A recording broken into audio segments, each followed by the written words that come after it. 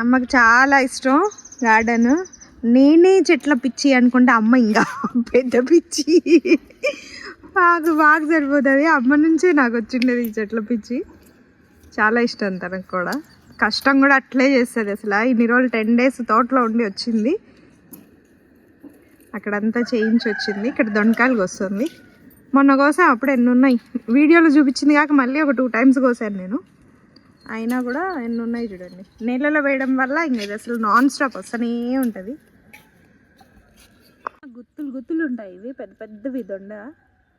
ఇవి చాలామంది అడుగుతున్నారు. ఈసారి ట్రిమ్ చేసినప్పుడు పిలకలు చాలానే వస్తున్నాయి.